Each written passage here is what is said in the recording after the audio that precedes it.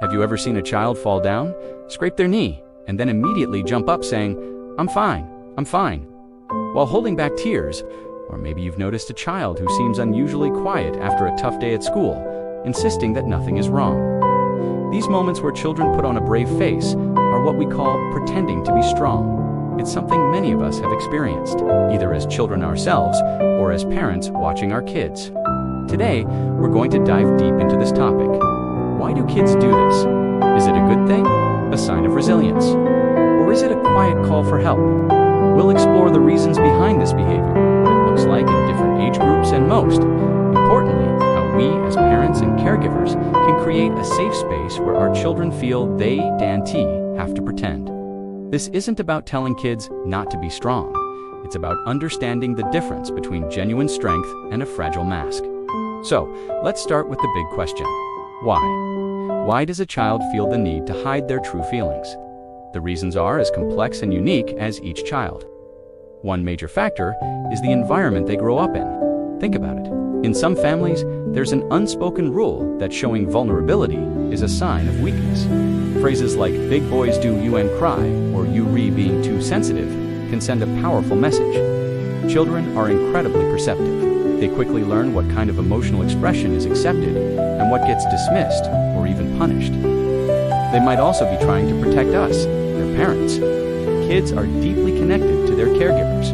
If they see us stressed, overwhelmed, or struggling, they might hide their own problems to avoid adding to our burden. It's a touching, albeit misguided, attempt to take care of us. They think mom and dad have enough to worry about. I can handle this myself. They don't want to be a problem. Peer pressure is another huge influence, especially as kids get older. In the playground, the classroom, or on social media, being seen as cool and unbothered is often a form of social currency. Showing fear, sadness, or anxiety can make a child a target for teasing or exclusion. So, they learn to build a wall around their emotions, presenting a tough exterior to fit in and protect themselves from social pain. And sometimes, it's not about others at all. It can be a personal coping mechanism. When a child's world feels chaotic or out of control, maybe due to a family conflict, a move or a loss controlling their own emotional expression can give them a sense of power and stability. It's their way of saying, I can't control what's happening around me, but I can control how I react to it. Let's look at how this pretend strength manifests at different ages. In toddlers and preschoolers, it can be subtle. A little one might get pushed by another child at the park, and instead of crying, they just get up and walk away, avoiding eye contact. Or, after a parent leaves for work, a child who is clearly upset might suddenly become intensely focused on a toy, almost as if to distract themselves from their sadness. They don't have the words yet to explain what's going on, so their behavior does the talking. As children enter elementary school, the signs become a bit more recognizable. This is the age of the "I'm fine" expert. They might get a bad grade on a test and just shrug it off, saying it's no big deal, when really they're feeling disappointed and embarrassed. They might have a fight with their best friend and insist they don't care, while spending the rest of the day withdrawn and quiet. At this age, they are more aware of social expectations and start to internalize the idea that they should be able to handle things on their own. Then we hit the teenage years. Oh, the teenage years. This is when pretending to be strong can become an art form. The emotional stakes are higher, and the social pressures are immense.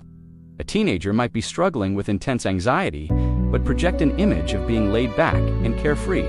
They might be deeply hurt by a breakup, but post smiling pictures with friends, captioning them "living my best life." Sarcasm and apathy can become shields. "I don't care" becomes their mantra. This is also the age where the risks associated with bottling up emotions become more serious. So, what's the big deal? Isn't resilience a good thing? Yes, absolutely. True resilience is the ability to face adversity, process difficult emotions, and bounce back. But pretend strength isn't resilience, it's emotional suppression. And when we consistently push our feelings down, they don't just disappear, they fester. Think of it like a beach ball. You can try to hold a beach ball underwater, but it takes a lot of energy. The moment you lose focus, it bursts back to the surface, often with more force than you expect. It's the same with emotions. When children constantly suppress their sadness, anger, or fear, that emotional energy has to go somewhere. It might come out as sudden, unexplainable anger, physical symptoms like stomach aches or headaches, or persistent anxiety. Long-term, this can have a significant impact on their mental health. Children who don't learn how to identify and express their emotions in a healthy way may struggle with relationships later in life.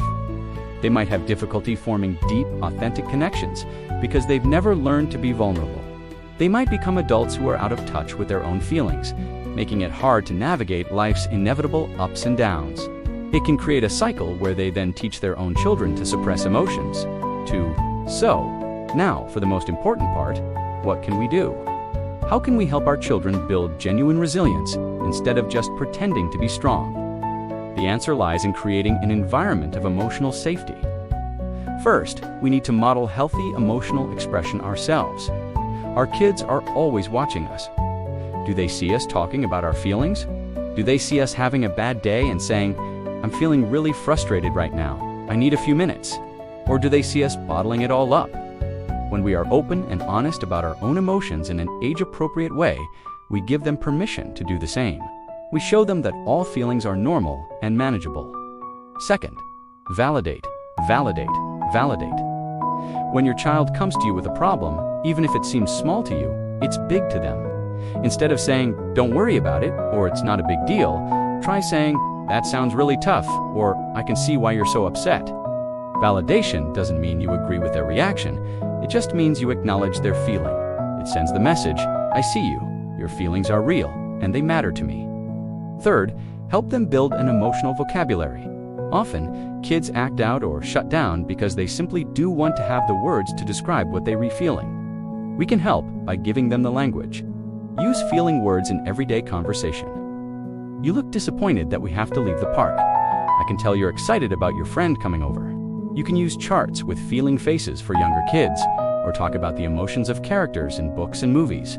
The more words they have, the better they can understand and communicate their inner world. Fourth, create connection rituals. These are small, consistent moments that reassure your child of your love and support.